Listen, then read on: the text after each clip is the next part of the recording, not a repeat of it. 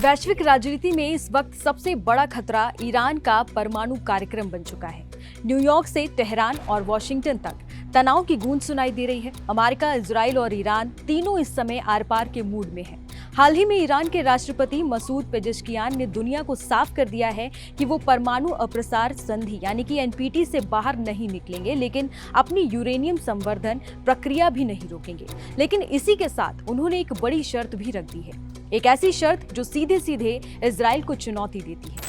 आज हम डिकोड करेंगे कि ईरान ने इजराइल से कौन सी गारंटी मांगी है, क्यों यूएन के नए प्रतिबंध लगने वाले हैं और इजराइल ने ईरान के परमाणु ठिकानों पर बमबारी करके कैसे पूरे मिडिल ईस्ट को एक खतरनाक मोड़ पर लाकर खड़ा कर दिया है। नमस्कार, मेरा नाम है अनुषी गुप्ता और आप देख रहे हैं एनडीटीवी इंडिया। ईरान के राष्ट्रपति पेजेश्कियान ने गुरुवार को फॉक्स न्यूज को दिए इंटरव्यू में एक विस्फोटक बयान दिया।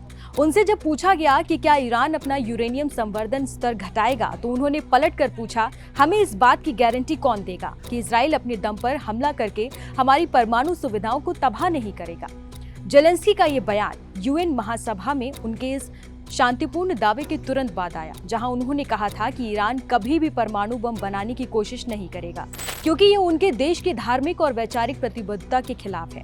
लेकिन ईरान के इन शांतिपूर्ण दावों के बावजूद इजराइल और पश्चिमी देशों को उन पर भरोसा नहीं है। यूएन महासभा में इजरायली प्रधानमंत्री बेंजामिन नेतन्याहू ने दुनिया को साफ चेतावनी दी कि ईरान को परमाणु और सैन्य कार्यक्रम दोबारा खड़ा करने की अनुमति नहीं मिलनी चाहिए। दरअसल ये डर इसलिए भी है क्योंकि इजराइल एनपीटी का सदस्य नहीं है और माना जाता है कि वो मिडिल ईस्ट का इकलौता परमाणु हथियार संपन्न देश है। इस तनाव को और बढ़ाने वाली खबर यह है कि ब्रिटेन के यूएन दूत के अनुसार शनिवार से ईरान पर संयुक्त राष्ट्र के प्रतिबंध दोबारा लागू हो जाएंगे। रूस और चीन की कोशिशें इसे टालने में नाकाम रहीं। तेहरान ने चेतावनी दी है कि इन प्रतिबंधों के नतीजों के लिए पश्चिमी देश जिम्मेदार होंगे। ईरान के सर्वोच्च नेता अयातुल्ला अली खामेनेई का रुख भी बेहद कड़ा है। उन्होंने ये साफ कर दिया है कि अमेरिका पर भरोसा नहीं किया जा सकता, क्योंकि वो 2015 के परमाणु समझौते से खुद बाहर हो गया था। खामेनेई ने ये स्पष्ट कर दिया है कि ईरान अपने यूरेनियम संवर्धन कार्यक्रम को रोकने के लिए किसी दबाव में नहीं झुकेगा। ईरान लगातार कह रहा है कि उसे शांतिपूर्ण मकसद के लिए यूरेनियम संवर्धन का पूरा अधिकार है, जैसा कि एनपीटी के सभी सदस्य देशों को है। ये धमकियां सिर्फ बयानबाजी तक सीमित नहीं है, जमीनी स्तर पर हालात बेहद गंभीर हो चुके हैं। जून में इजराइल ने अमेरिका के साथ मिलकर ईरान के परमाणु ठिकानों और सैन्य बेस पर हवाई हमले किए थे। इन हमलों में ईरानी सेना के टॉप कमांडर और वैज्ञानिक मारे गए थे, जबकि अमेरिका ने अपने ऑपरेशन मिडनाइट हैमर के तहत बंकर बस्टर बमों का इस्तेमाल किया, जिसने ईरान के सबसे सुरक्षित माने जाने वाले परमाणु स्थलों को भी भारी नुकसान पहुंचाया। इन हमलों के बाद ईरान के विदेश मंत्री अब्बास अरागची ने स्वीकार किया है कि हमलों में ईरान का हाई ग्रेड यूरेनियम भंडार मलबे के नीचे दब गया है। ये जानकारी ऐसे समय में सामने आई जब संयुक्त राष्ट्र की परमाणु निगरानी संस्था को जून के हमलों के बाद से ईरान की परमाणु गतिविधियों के बारे में कोई नई जानकारी नहीं मिली।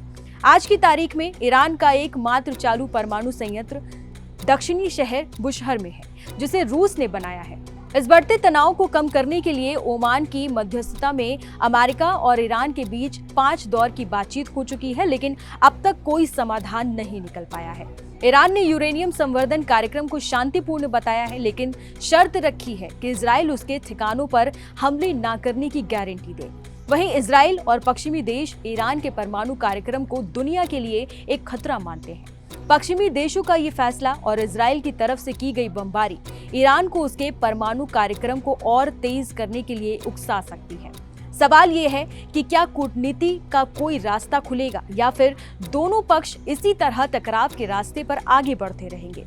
ये देखना दिलचस्प होगा कि दुनिया, खासकर अमेरिका, इस नई गारंटी की मांग पर क्या जवाब देता है। आप इस पर क्या सोचते हैं, हमें कमेंट बॉक्स में जरूर बताइए। धन्यवाद।